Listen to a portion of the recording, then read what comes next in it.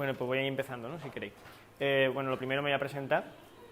Yo me llamo Bilbo, soy parte de Futuro Vegetal y Futuro Vegetal es un colectivo de desobediencia civil no violenta que nace dentro de una serie de discusiones en Extinction Rebellion España sobre distintas estrategias que se podían seguir. Y bueno, pues nosotras tomamos un poco la línea de actuación que se estaba dando en otros grupos a nivel global, de exigir una demanda muy concreta, muy específica, en contraposición a lo que hace Extinction Rebellion, por ejemplo, ¿no? Que es como una demanda siempre más amplia, y intentar hacer una serie de acciones que fuesen disruptivas y con una mayor potencia. Esa sería un poco la estrategia que se estaba llevando a cabo, y nosotros además le dimos una vueltecita más, porque entendíamos que, bueno, pues que los gobiernos no iban a actuar por mucho que nosotras hiciéramos. Entonces tomamos un poco también la vertiente de la acción directa, ¿no? Entonces nosotros nacemos un poco con la intención de hacer lo que no está haciendo el gobierno para afrontar el tema de la crisis climática y mitigar sus efectos y al final de alguna manera hacernos resilientes. Para participar dentro del colectivo hay 3 etapas. La primera sería la charla informativa. Luego la segunda etapa está la acogida en grupo, que sería ir a una reunión online en la que una compañera os da la bienvenida, os explica cómo funcionamos de cara más a lo que es interno y ya os podéis situar también en un grupo de trabajo, ¿no? Y todo este tipo de cuestiones. Y la última sería una etapa de formación, que es básicamente ahí lo que como colectivo de desobediencia civil que somos, lo que vamos a hacer es formaros en acción directa no violenta. Sería una de las principales formaciones, que sería desde participar en una acción de desobediencia civil no violenta, diseñar tu propia acción, las consecuencias legales que tiene participar en este tipo de acciones y, por último, la mediación con la policía, que es una parte que entendemos que es también bastante importante cuando se hacen este tipo de acciones. Y, por otra parte, otra de las formaciones principales que tenemos es la formación en comunicación, ¿vale? Porque eso, bueno, contempla un poco todo el tema de notas de prensa, redes sociales, incluso comunicación en el sitio, porque no nos sirve de nada que hagamos una acción si no sabemos cómo comunicarla bien para que se entienda el mensaje que queremos dar, ¿no? Y lo que estamos proponiendo y todo este tipo de cuestiones. ¿Sigue? Entonces, bueno, vamos con la primera parte de la charla. La charla está dividida en 2 partes. La primera parte sería un poco más lo que sería la ciencia detrás de todo esto, y la segunda parte es la estrategia que nosotras hemos determinado, que es la línea de actuación a seguir para tener éxito en nuestra propuesta, ¿no? Por un lado tenemos que a nivel global la ganadería es el mayor usuario de tierras del planeta, que si veis ahí en la diapositiva podéis fijaros que equivale a todo el continente americano. Es decir, estamos prácticamente destinando 1/3 del territorio que tenemos a tierras para ganado. Al mismo tiempo es el mayor responsable de la deforestación, porque claro, tú no puedes tener vacas en mitad de un bosque, tienes que talar todo aquello, convertirlo en pasto y todo este tipo de cuestiones que al final, bueno, pues es muy ilustrativo, ¿no? El mapa, toda esa parte del mundo, si estuviese todo junto, ahí no habría vegetación prácticamente nada más que los pastos. Y además es el principal responsable de las emisiones de CO2 y de metano, según la FAO. Por otra parte, nos encontramos también con que a nivel global el IPCC, que es el panel de expertas para el cambio climático de las Naciones Unidas, lleva varios años ya recomendando que se haga un cambio de sistema alimentario hacia una dieta basada en plantas, pero no solamente un cambio de sistema alimentario, sino también un cambio de sistema agroalimentario. ¿Cuál es la diferencia aquí? Pues que un cambio de sistema alimentario puede venir del mero hecho de que todas de repente empecemos a comer con una dieta basada en vegetales. Para que os hagáis una idea, en España, en el Estado español, la dieta está compuesta en un 70% de media por productos de origen animal. Sin embargo, en la mayor parte del mundo, en lo que son los países que no son Occidente, ¿no? El bloque occidental y todo este tipo de cuestiones, es un 30% lo que tienen de ingesta de alimentos de origen animal. Entonces, obviamente hay una grandísima desproporción y la gente sigue viviendo comiendo solo un 30% de alimentos de origen animal, o sea que no es que sea vital, ¿no?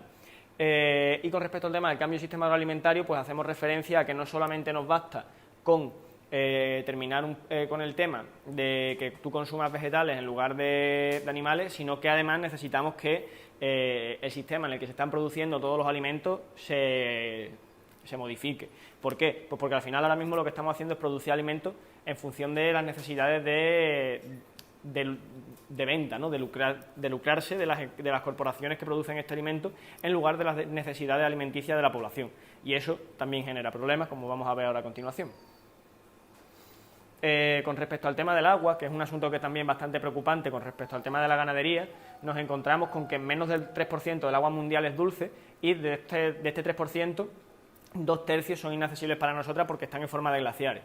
Entonces, como que no abunda el agua potable, entonces como que es un recurso a cuidar, ¿no?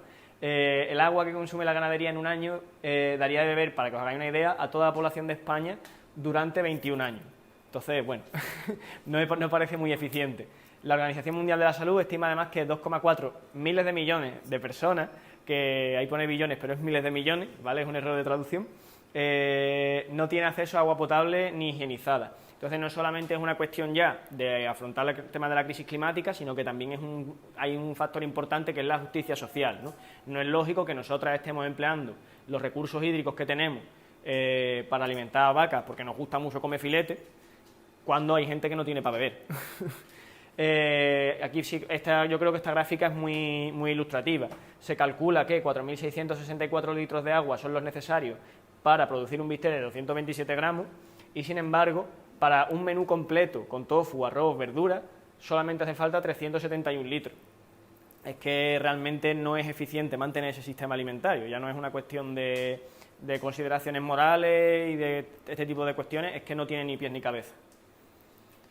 A nivel estatal, si os fijáis, el tema de las aguas que están contaminadas es una pena porque no hemos incluido aquí el mapa donde se encuentran los proyectos de la industria cárnica, pero si os fijáis, dice, ¿no? Aguas contaminadas por nitrato y zonas vulnerables a la contaminación por nitrato. Básicamente coinciden un mapa y el otro, a grandes rasgos, y si os fijáis, tenemos que esta zona de aquí, por ejemplo, que está fuertemente contaminada además, toda esta parte de aquí y esta de por aquí, está luego con el mapa de los proyectos industriales cárnicos, coincide perfectamente. Las zonas que no están tan fuertemente influenciadas, que sería esta, y en la zona de aquí del Levante, aunque el Mar Menor sí que tiene también grandes proyectos de industria cárnica, pues estas zonas responden sobre todo al tema de la agroindustria, ¿no? De lo que serían los monocultivos, que bueno, que utilizan pesticidas y todo este tipo de movidas. Entonces, por eso es importante hacer un cambio en el sistema agroalimentario, porque realmente esto no es sostenible, además en un estado que tiene grandes problemas de recursos hídricos, ¿no? Tenemos que casi la totalidad de la península padece un gran estrés hidrológico, aún así seguimos consumiendo más agua de la que se puede regenerar. El estrés hidrológico es un concepto que significa la diferencia entre el agua que se necesita para sostener la vida humana allí, ¿no? Para el consumo humano, y el agua disponible en la región, ¿vale? Y bueno, pues para que os hagáis una idea, la huella hídrica es de 6.700 litros por habitante al día. Si nos vamos a cómo se distribuye esto a nivel global, nos encontramos con que el promedio de la huella hídrica es de 3.795, es decir, que consumimos casi el doble de agua al día que lo que se consume a nivel global de media. Y somos el 8º país que tiene un consumo hídrico mayor. Que tú dices, bueno, a priori pues podría tener un sentido que fuese, no sé, China, India, Rusia, que son países como muy grandes, con más o menos una alta densidad de población en determinadas regiones, pero no, somos nosotros, que tampoco somos como la mitad del mundo, precisamente, ¿no? Y si vemos la distribución de consumo de agua dulce en España, además, vemos que solamente el 10% es para uso doméstico, que el 20% es para la industria, porque claro, como tampoco tenemos industria, no da pie a que haya mucho más, y sin embargo el 70% va para la agricultura y la ganadería. Entonces, obviamente aquí estamos fallando en algo, cuando no estamos garantizando que la gente vaya a tener acceso a agua potable en poco tiempo, y sin embargo estamos, bueno, pues destinando nuestros recursos hídricos a exportar carne y frutos rojos al resto de Europa, ¿no? El 70% del grano que se produce en España se destina a la ganadería. Esto también es problemático porque me consta que no todo en el mundo, en el Estado español, tiene asegurada la comida, por desgracia, y sin embargo estamos cogiendo la mayor parte del cereal y de todas estas movidas que vamos generando y se la estamos dando a animales para, se supone, alimentarnos. ¿Qué es lo que pasa luego con esto en realidad? Pues que si nos fijamos, solamente el 4% de las calorías vegetales que se emplean en alimentar animales pasan luego al ser humano al comer carne. Entonces, realmente algo muy ineficiente. Si nosotras, en vez de coger y alimentar a las vacas para luego hacer bistec y todas estas movidas, directamente repartimos este 70% del grano que se está produciendo entre la población, de repente a lo mejor la gente no está pasando hambre. Y no es una locura, ¿no? Las proteínas contaminan, ¿vale? Esta diapositiva se llama así porque una cosa que te dicen siempre a la gente cuando se enteran de que eres vegano es: bueno, pero tú de las proteínas, ¿de dónde las sacas? ¿Vale? Bueno, porque sepa que tus proteínas, señor, que depende de comerse 5 lechones todos los días para tener masa muscular, contaminan un montón, ¿vale? Esta es la tabla, si os fijáis. Esta es el bovino, o sea, esto es la contaminación que generan lo que serían las vacas. El ovino, los camarones, las vacas lecheras, queso, leche, cerdos, pescado, aves, huevos. Hasta aquí todo esto de origen animal. Y ahora, si nos vamos para acá, tenemos que los cereales, es que casi que contamina 50 veces más el tema de la vaca. ¿Vale? Tenemos cereales, tofu, avena, maíz, cacahuete, legumbres, guisantes y avellanas, ¿vale? Todo esto son proteínas de origen vegetal, que son también bastante eficientes, obviamente, y que podemos ver que, bueno, que no tiene, es que no hay color en la contaminación que genera, ¿no? Que produce. La ganadería al final supone una pérdida de la superficie agrícola útil de 2,4 millones de hectáreas cada 10 años. No es como que nos sobre la superficie agrícola útil en el Estado español como para que nos podamos permitir que cada 10 años perdamos 2,4 millones de hectáreas. Además, induce cambios en la superficie de la biomasa proveniente de la deforestación y cambios en el carbono del suelo, principalmente por todo el tema de los purines de los animales, por la erosión que generan estos animales también en la superficie y todo este tipo de cuestiones. Las emisiones de metano, el uso de fertilizantes provenientes de la industria fósil, el uso de máquinas agrícolas y otras costumbres del sector agroalimentario matan al suelo y toda la vida que haya en él. Yo hace muchos años acostumbraba a entrar en granjas de explotación animal y demás para, bueno, hacer cosas allí, que no voy a comentar porque además me están grabando, pero os hacéis una idea. No era para nada bonito. Y yo recuerdo haber entrado en una granja de pavos en la que la mierda de los pavos se acumulaba en una zona en la que tú, al pisar, se te hundía la pierna hasta la rodilla, ¿vale? Esto, hay muchos protocolos legales para hacer cumplir, en teoría, una legislación en la que todos estos residuos se deben procesar adecuadamente y demás, pero en la práctica nos encontramos que es mentira, que lo que están haciendo es acumularlo en un rincón y eso va deteriorando el suelo, va contaminando las aguas subterráneas, ese agua subterránea va a un río que luego llega a un sitio desde donde se saca agua para que tú bebas, o sea que te estás bebiendo al final la mierda de los pavos. Y además todo esto también tiene otra serie de problemas derivados que ya no son solamente cuestiones de carácter medioambiental, sino que también tienen una fuerte vinculación con cuestiones, por ejemplo, médicas. A las vacas, a los cerdos y a todos estos animales es habitual que les den antibióticos para facilitar su engorde de forma masiva, y eso, hay una gran parte del antibiótico que al miccionar los animales se pasa al agua subterránea, acaba en estos ríos que os comento, nos lo acabamos bebiendo y eso hace que tú estés de forma indirecta tomándote un antibiótico que cuando te recetan un antibiótico, porque de verdad te hace falta para combatir algún tipo de enfermedad, tiene mucha menos efectividad porque has ido ganando tolerancia a ese medicamento. Entonces es que realmente es un problema de salud pública bastante grave. Esta diapositiva a mí me parece muy interesante porque refleja por un lado las barras de arriba de este mapita representan el tamaño de las explotaciones ganaderas que hay, ¿vale?, en la zona, y la barra de abajo las manos en las que está, ¿no?, el número de propietarios que tiene, cómo está distribuida la propiedad de estas granjas. Si os fijáis, quitando precisamente esta parte de aquí, ¿no?, donde hemos empezado la charla, que sería un poco la cornisa cantábrica y Galicia, todo el resto del estado básicamente lo que tiene son muy pocas explotaciones pequeñas, que serían las barras estas más claritas. Hay alguna parte en las que las explotaciones medianas no están mal tampoco, pero las medianas son de más de 6 hectáreas, no os penséis que es una familia que tiene 4 vacas, y luego lo que más hay son normalmente explotaciones bastante grandes, ¿vale? Que si os fijáis coincide, además, aquí sí se ve que coincide un poco con el mapa de contaminación por nitratos, donde hay precisamente más abundancia de estas explotaciones industriales.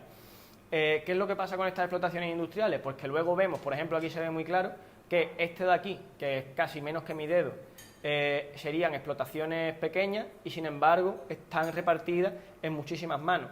Luego las explotaciones medianas tienen un poco menos de repartición, y las grandes explotaciones es que casi ni se ven.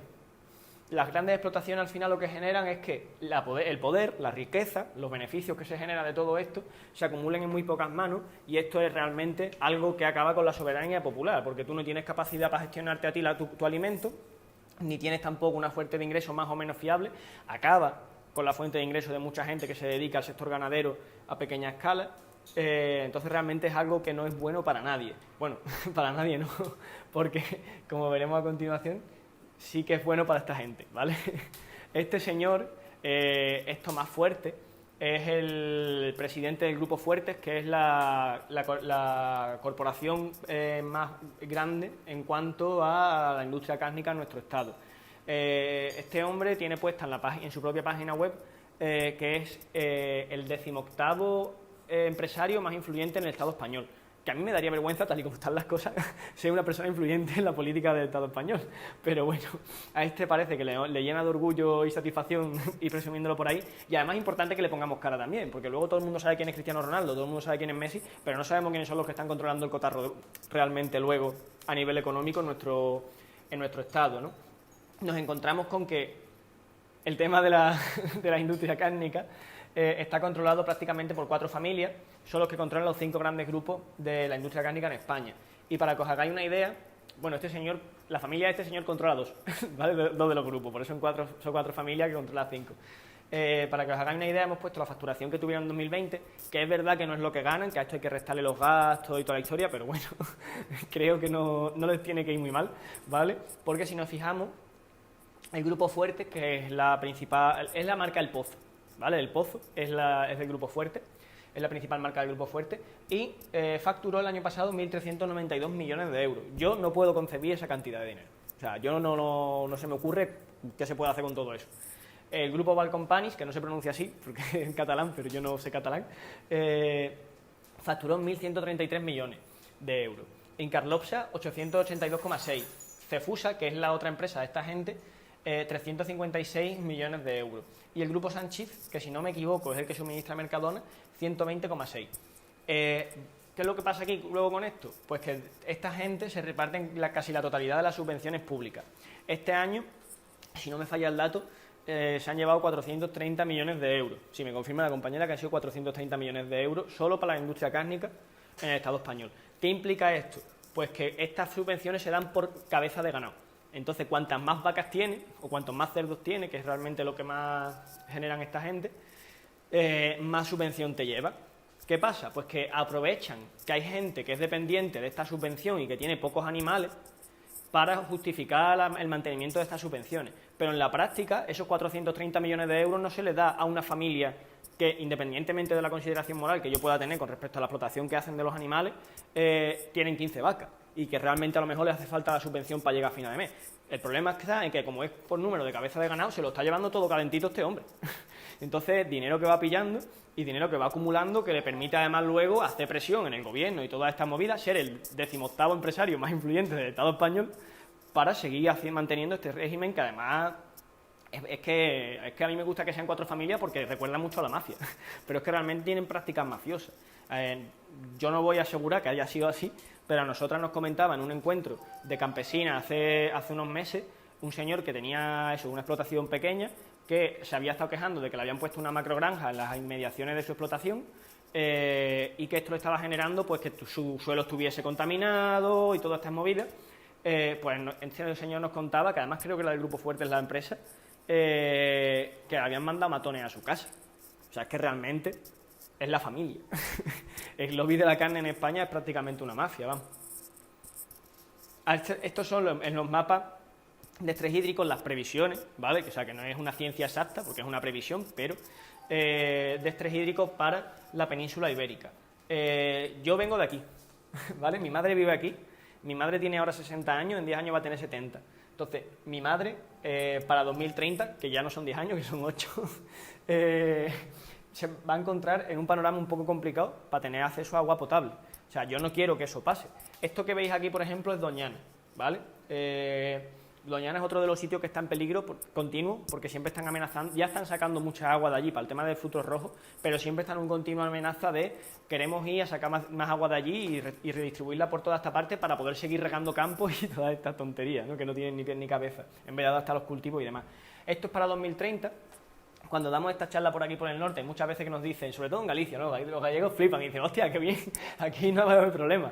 Claro, jefe, genial, pero toda esta peña que vive aquí va a hacer así corriendo para acá, ¿sabes? O sea, que vamos a ver cómo gestionáis luego allí la migración, que también va a ser una cuestión bastante importante, porque es que va a haber problemas para conseguir agua. Eso 2030, 2040 ya ni os cuento. O sea, toda esta parte de aquí, que por lo menos tiene cierta capacidad para tal, se va al garete, ¿vale? Y no solamente lo que es el Estado español, que es que Portugal también forma parte de la península ibérica y ahí va a haber otro problemazo. Las Islas Baleares, por ejemplo, en fin. Entonces, con este panorama, lo que cabría esperar de los gobiernos es que tuviesen en cuenta que esto va a pasar, que lo más probable es que esto suceda de esta manera, que la gente de aquí no tenga agua suficiente para desarrollar su vida con normalidad y estén incentivando con estos 430 millones de euros que podemos dar de subvenciones, que la gente de aquí empezase a adaptarse, empezase a cultivar sus tierras, que hubiese una repartición de tierra de repente en el sur peninsular, que no estaría nada mal, que toda esta gente pudiese cultivar sus propias tierras y además hacerlo con semillas adaptadas a los cultivos de secano y todo este tipo de cuestiones. En lugar de eso, bueno, pues como hemos visto, tenemos unas mafias por ahí que hacen una presión política importante y que están poniendo mucho dinero detrás de los partidos políticos, de los eventos deportivos y de todas estas movidas, para que todo vaya... Bueno, pues como sabemos, ¿no? El business as usual, ¿no? Que lo llaman. Rato decía, es el mercado amigos, ¿no? Pues un poco todo esto. Ahora que entendemos el problema, veamos cómo actuar. Pero primero, déjanos tu contacto. No me vayas a decir que no está bien traído. Podemos incluirte en los grupos, mandarte informaciones, invitarte a las formaciones, ¿no? En fin, que va a ser útil ya independientemente de que lleguéis o no a colaborar con nosotras, que ojalá que sí, va a ser útil porque... vamos a dar formaciones y no sé, ya yo soy muy fan de empoderar a la gente. Entonces, el conocimiento es poder, cuanto más formadas estemos, pues eso que nos llevamos.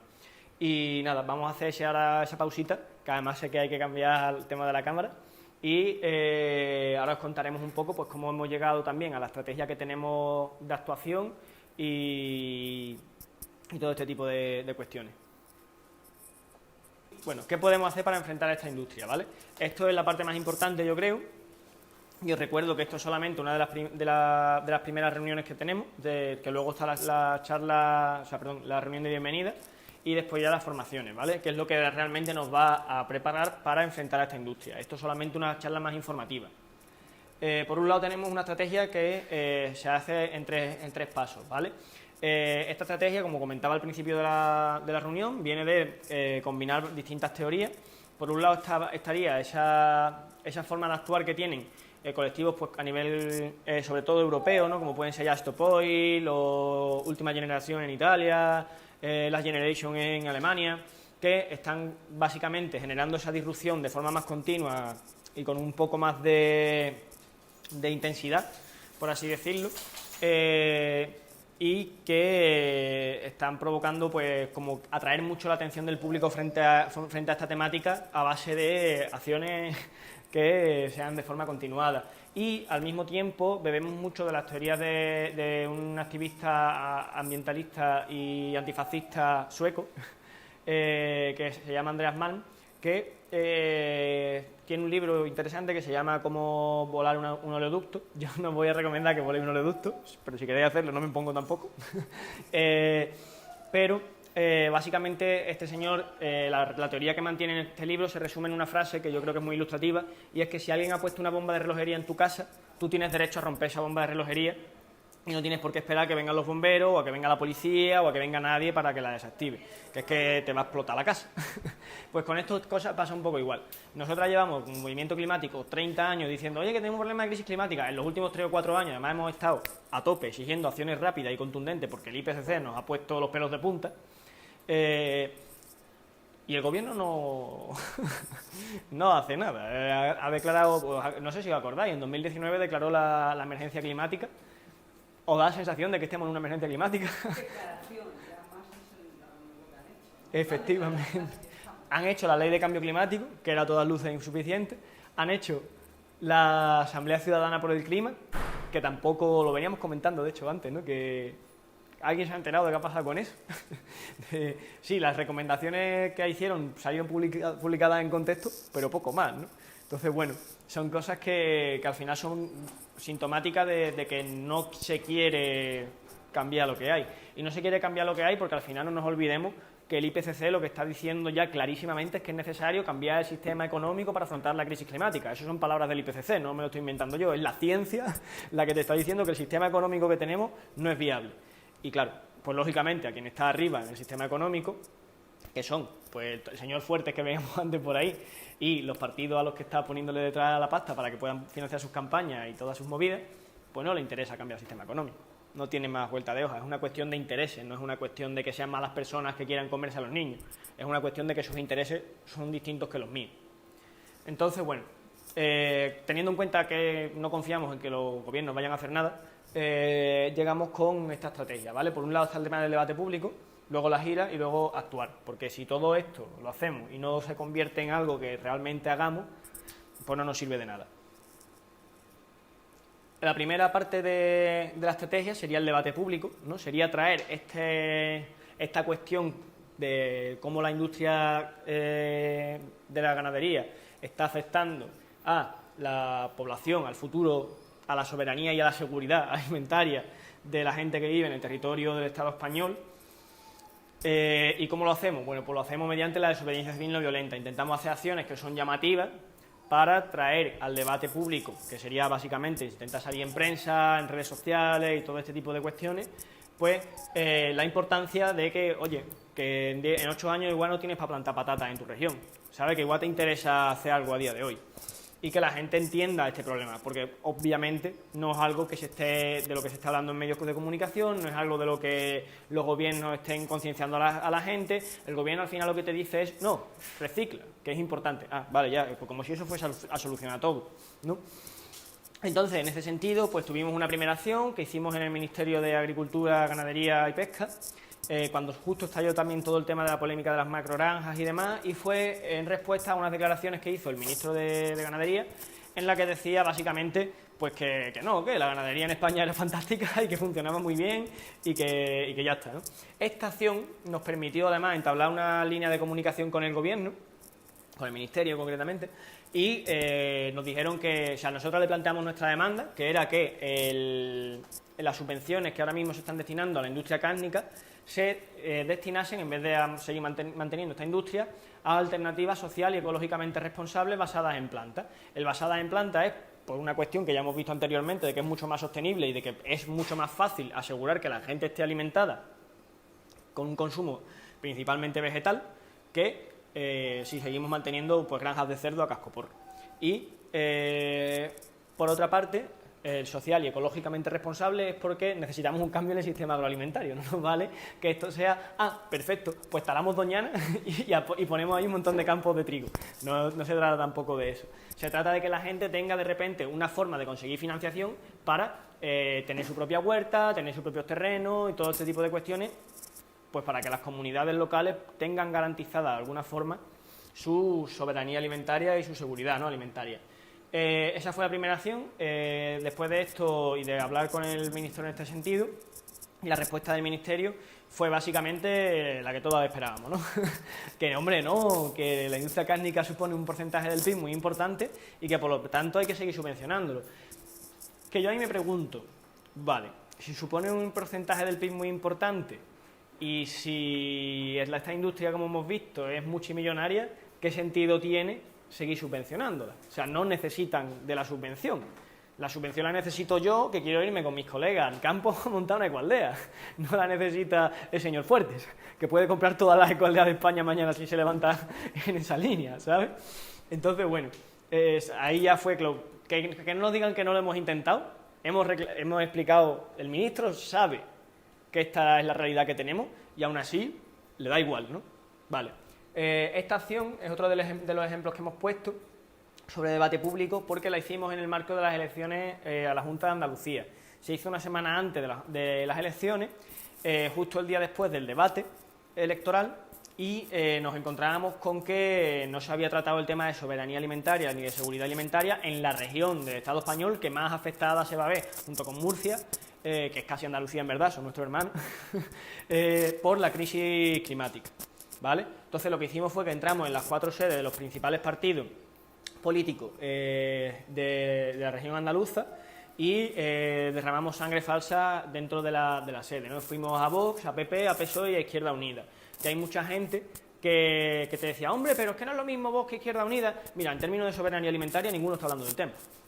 O sea, a mí me da igual que tengas las etiquetas que tengas y que te llames como te llames. Mi madre va a tener problemas para beber agua independientemente de que gobierne Izquierda Unida o de que gobierne Vox o de que gobierne el PP. Eso es lo que a mí me está preocupando. Eso es lo que a mí me saca de quicio, que no se está actuando y que ninguno de esta gente ni siquiera se digna hablar de eso en el debate más importante. De hecho, nos encontrábamos con el paradigma de que los que más habían hablado de sequía eran precisamente Vox, para decir que la sequía era una oportunidad. La oportunidad de invertir en obra pública para sacar el agua que hay en Doñana y de redistribuirla por toda la región. ¿Vale? O sea, es como, hombre, por favor, ya está bien, ¿no? No me toméis más por tonto. Entonces, bueno, pues eso era un poco lo que nos encontrábamos y bueno, hicimos esta acción y la verdad es que funciona bastante bien. En prensa regional sí que se movió bastante. La respuesta de los partidos fue que nos denunciaron a las personas que participamos en la acción, estamos todas denunciadas por los 4 principales partidos, que también tiene como su cosa, ¿no? Y la cuestión más importante es que luego en la segunda ronda del debate sí que hablaron de este tema. No propusieron unas soluciones ideales, todo por supuesto no muy en pañales, pero por lo menos conseguimos que hablaran de esto, que no es poco. Otra acción que hicimos también para traer el tema al debate público fue que entramos en el evento este que hace Ibai Llanos, que es un streamer, para quien no lo conozca, el más importante, yo creo a nivel estatal, o de los más importantes, que hace una velada de boxeo anual, bueno, o parece que la va a hacer anual, ¿no? Ya lleva 2 años, y entramos en la velada del año, nos colamos en el ring en la pelea más importante, que era la de Jagger contra David Bustamante. O sea, yo estaba en un ring con David Bustamante y nos encadenamos al ring. Es verdad que nos quitaron muy rápido y que la edición del programa nos quitó también muy rápidamente para que no se nos viese prácticamente en el ring, pero luego sí que, por ejemplo, conseguimos que Mr. Jagger hablase sobre nosotras en su propio Twitch y dijo que nos gustó muchísimo, ¿no? Que lo que dijo fue que es verdad que estaba nervioso por la pelea, pero que cuando entró allí y se dio cuenta de que estábamos protestando por la crisis climática, que relativizó muchísimo. Que dijo, bueno, pues es verdad que la pelea, en comparación con el tema de la crisis climática, pues tampoco es para tanto. Oye, parece una tontería, pero es verdad que esta persona tiene miles de seguidores a diario y al final está mandando un mensaje que va muy en la línea de lo que estamos reclamando. Entonces, bueno, no salió todo bien que esperábamos, pero salió, que también es importante. Y además, sinceramente, me lo pasé muy bien viendo la velada. O sea, que ni tan mal. La segunda etapa sería la gira, ¿vale? Hemos empezado por la zona norte de la península. Después de esto nos vamos a ir también a Galicia, que no está todavía cerrado las fechas. También tenemos compañeras que van a hacerla por el sur peninsular y por el Levante y bueno, estamos trabajando en ello, ¿no? Que diría cierto político. Poco a poco, pero la idea es eso, es que la gira nos sirva para hacer un alcance por distintas zonas, conocer a la gente en persona y bueno, pues que de aquí salga gente que tenga intenciones de colaborar con nosotras y decir, venga, va, pues nosotras podemos también hacer gira por aquí, simplemente, ¿no? No hace falta que vayáis por todo el estado, pero a nosotras nos gustaría muchísimo poder ir a todos los pueblos, porque al final la gente que más está dándose cuenta de toda esta movida, porque les está afectando como muy directamente, pero claro, cuando tú te planteas una gira a nivel estatal, tienes capacidad para ir a las capitales y poco más realmente. Entonces, si de aquí os animáis a dar esta charla, tenemos los materiales, tenemos esta diapositiva y tenemos también el guión de la charla, que lo podéis dar, la podéis repetir donde queráis, cuantas veces queráis, y os animo a que lo hagáis porque realmente creo que es un problema que es necesario que por lo menos la gente esté informada. Ya a partir de ahí lo que decidan hacer es cosa de cada una, pero por lo menos que sí que tengan el acceso a este conocimiento, ¿no? Y luego, la parte más importante de todo esto, que es la de actuar. Nosotros estamos promoviendo una serie de acciones que ya no son, como hemos visto antes, ¿no? Lo de tirar pintura y todo este tipo de cosas, que es un poco performático, que es para llamar la atención, que es para traer el tema al debate público. Ahora ya no. Ahora yo lo que estamos buscando acciones directas que de verdad tengan un impacto en este sistema, pues, de la industria cárnica, ¿no? Pues vemos aquí acciones que han hecho compañeras de Animal Rebellion, estas fuimos nosotros también, que participamos muchas de las que formamos parte del Futuro Vegetal en esta acción de Animal Rebellion, en la que ocupamos la terraza de un McDonald's en Callao, en Madrid. pues para protestar bueno, por todo lo que hace McDonald's, ¿no? Así a grandes rasgos, que todo lo hace mal. Y esta de aquí fueron las compañeras de Animal Rebellion de Reino Unido, que bloquearon con un camión de transporte de animales un matadero. Entonces, bueno, al final que tú le hagas mala publicidad, a McDonald's le importa 3 pimientos porque tiene carteles de estos de más café a 2 euros por toda la ciudad. Entonces, que tú un día vayas y hagas esto tampoco les duele tanto. Lo que sí les duele un poco más es que tú le bloquees la terraza durante varias horas, porque ahí están perdiendo yoguita y eso sí que no. Entonces, ¿qué es lo que estamos promoviendo nosotras exactamente? Pues estamos promoviendo una campaña de ocupaciones en centros de la industria cárnica. Queremos ocupar 3 centros de algunas de las principales empresas del Estado y con esto esperamos, por un lado, causarle pérdidas económicas, obviamente, ¿vale? No queremos que sean horas, no es un bloqueo.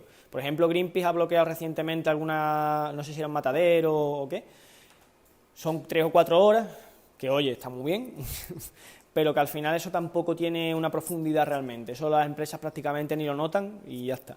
Nosotros lo que estamos proponiendo es entrar dentro del centro de negocio, bloquearnos dentro y no salir, que sea la policía la que nos tenga que echar y punto. ¿Por qué decimos esto? Pues porque es que realmente tenemos que cerrar estos centros. O sea, es que la ciencia es la que nos está pidiendo que cerremos estos centros, que no es viable, que es incompatible con la supervivencia en nuestra región. Pues tendremos que ir a cerrarlo. Si el gobierno no lo va a hacer ni va a promover ningún tipo de cambio en este sentido, tendremos que ser nosotras las que vayamos allí y lo cerremos. Consideramos además que es una acción que es bastante empoderante de por sí, porque te das cuenta de que tú, de forma no violenta, porque no vamos a entrar allí con escopetas amenazando a la peña, simplemente vamos a entrar y nos vamos a encerrar, tenemos la capacidad de cerrar esto. ¿Que son 3 días? Pues son 3 días. ¿Que es un día? Pues un día. ¿Que son 5 semanas? Pues son 5 semanas que lo tenemos cerrado. Pero sí que podemos coger y decir, oye, hasta aquí. De aquí no vamos a pasar, vamos a ir la población y vamos a hacer lo que no está haciendo nuestro gobierno, porque no nos queda más remedio, porque tenemos que sobrevivir y vamos a cerrar esta industria como sea. Entonces, estamos promoviendo esta campaña de ocupaciones de centros de la industria cárnica.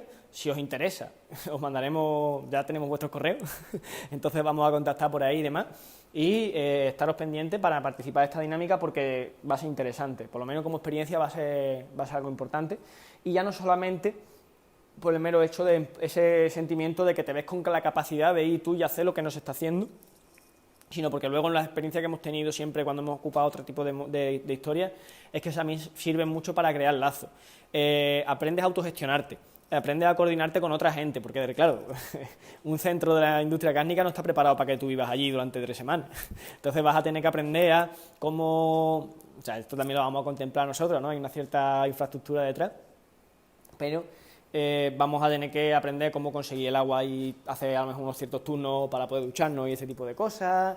Necesitaremos a lo mejor alguien que cocine y alguien que se esté ocupando de los cuidados de ciertas personas, en fin, este tipo de cuestiones que también, y simplemente para hacer piña, al final te tira unos cuantos días con un montón de gente y te da el pie a conocerla, a que se generen vínculos, ¿no?, de amistad, de afinidad y demás, al tiempo que estás haciendo algo que es importante. Que no es que tú vayas a ver el Betis, que está muy guay, pero que lo que estás haciendo es realmente algo que tiene peso, ¿no? Entonces, bueno, pues creemos que es importante y además de forma orgánica se ha ido dando que otros grupos climáticos también van a hacer campañas de ocupación en una línea muy parecida a la nuestra. Entonces, realmente pues nos estamos encontrando con un momentum que, oye, pues no solamente ya tenía sentido para nosotros en nuestra estrategia, sino que es que además otros grupos también están haciendo esto. Entonces, de alguna manera, recogemos una narrativa que puede ser llegar a suponer la creación de un frente común en temas de justicia climática, ¿no? Que a mí, desde luego, no me parece poco. Entonces, esto no acaba aquí, por supuesto, ¿vale? Ese sería como el gran pistoletazo de salida ya de la campaña de ocupaciones, y luego lo que se pretende es que toda esta gente que la está ocupando, cuando vuelva a sus territorios, empiece también a autoorganizarse con la gente que conoce, que reside en la zona, y también continúe con una campaña de ocupación de centros de la agroindustria. ¿Por qué hacemos esto? Pues porque creemos que es importante que cerremos estas empresas ya de una vez, que son incompatibles con nuestra supervivencia, y que lo hagamos durante 3 días solamente en un corto periodo de tiempo no tiene sentido. Pero que si de repente empezamos a hacerlo todos los meses, cerramos un centro por distintas partes del Estado de forma autogestionada, con lo cual tampoco te pueden decir, pues metemos a este señor en la cárcel y ya no puede hacerlo más, sino que cada grupo va haciéndolo por su cuenta y es algo como que es difícil de controlar, sí que puede realmente suponer un punto de inflexión con respecto a todo esto. La idea es agobiarles, la idea es que no sepan qué hacer y llegue un punto en el que digan, bueno, venga, vamos a renunciar a esta subvención o, bueno, si no queréis hacerlo, vaya ustedes, pero nosotras vamos a seguir cerrando estos centros. Porque no nos queda más remedio, porque yo no quiero que mi madre tenga problemas para beber agua dentro de 10 años. O sea, así de sencillo. Entonces, bueno, eso sería un poco el tema de la estrategia. Creo que ya tenemos vuestros contactos, así que creo que no hace falta que lo volvamos a pedir. Pero nada, daros las gracias por venir, espero que os haya gustado la presentación que hemos hecho, que hayáis aprendido alguna cosilla. Y tenemos también ahora un momento para resolver dudas y preguntas y demás, pero que yo creo que igual podemos ya cerrar la grabación, ¿no?